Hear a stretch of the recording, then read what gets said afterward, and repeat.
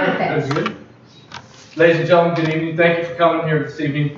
I know your time is valuable, and I will respect your time this evening.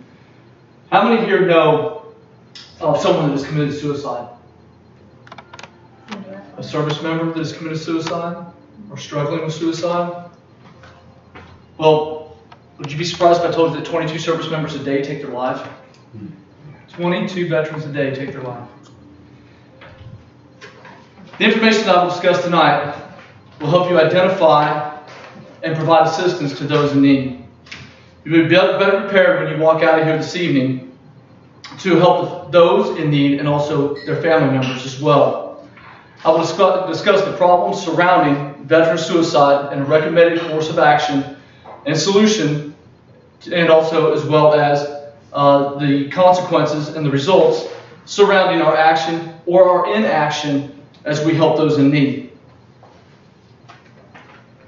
As America enters its 17th year of the war on terrorism, there was a report written, and it's on mentalhealth.va.gov, and it's on the sheets that I provided for you this evening.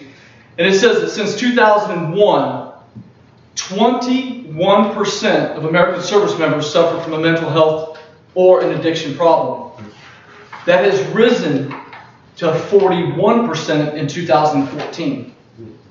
41% of our service members suffer from a mental health condition or an addiction. What are some of the problems associated with our service members that are committing suicide? 22 of them. PTSD comes to mind. According to the National Center of Biotechnology Information website, Marion Hammerschmidt states that PTSD is prevalent in 13.5% of American service members. That can also be as high as 20 to 30% of service members.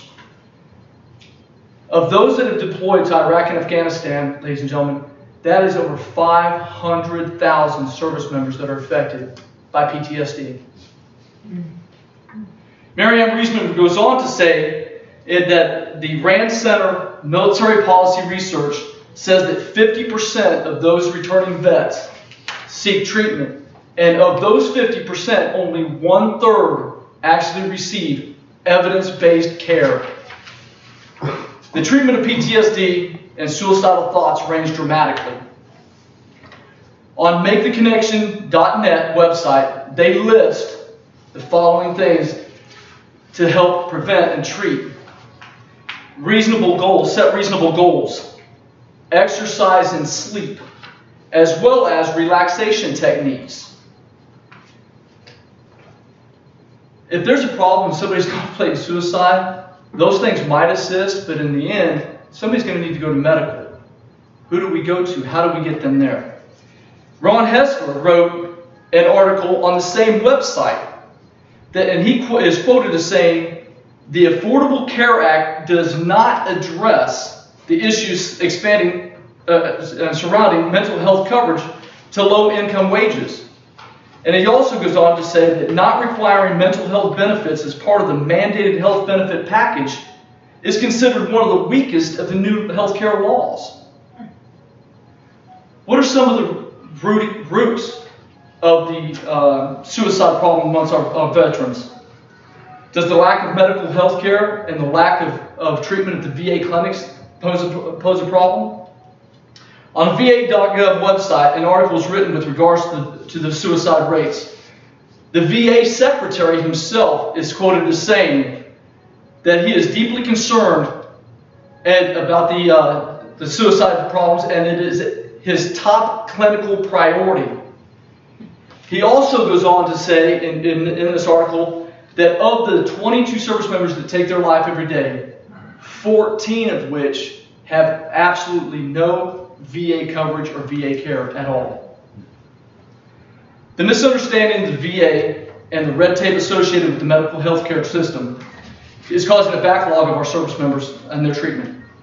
Stacy Bear wrote an article on taskandpurpose.com in which she argues that the statistic of 22 American service members' death is quote-unquote widely misunderstood. She goes on to say that the causes extend beyond the traumas of war.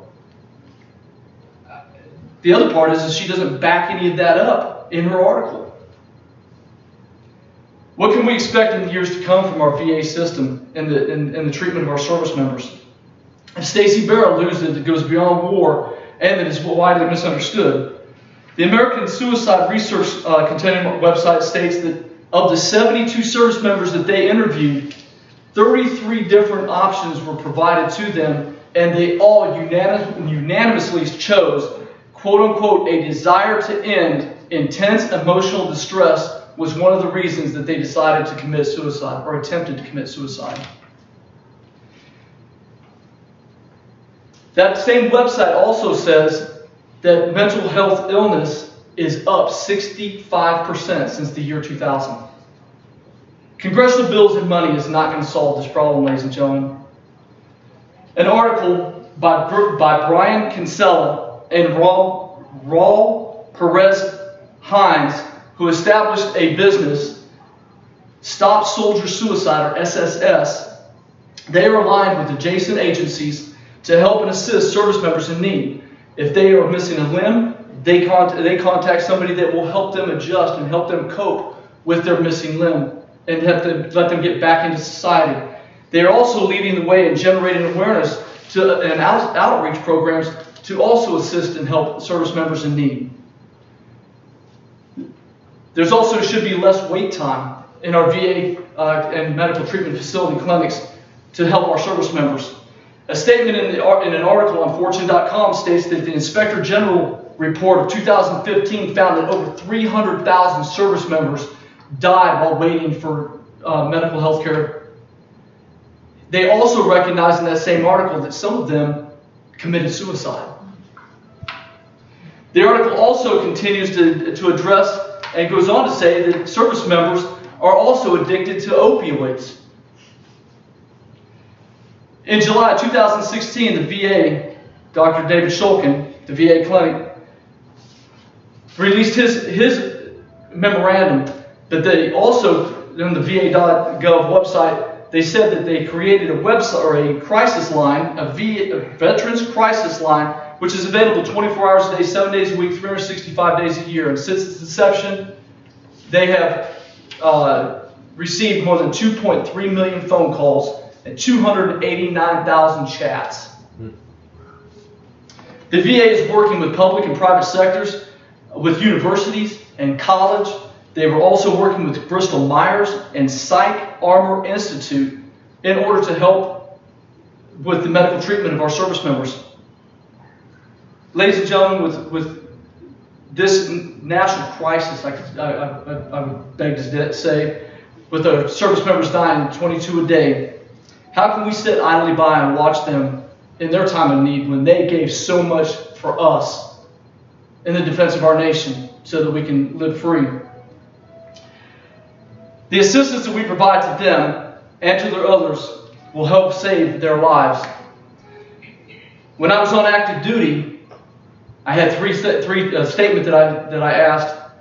It's 3 questions. What do I know? Who needs to know? And have I told them? If we follow those 3 simple questions, I guarantee you our service members will not die at 22 a day. The opposite can ring true if we do absolutely nothing and we sit idly by. If we do nothing and we provide no assistance, not only will 22 continue to die a day, but the number could very potentially go up. Ladies and gentlemen, I'm asking for your assistance, and I'm asking for you to spread the word to help our service members in need. I've spoken this evening about an extraordinary number, high number of deaths amongst our service members.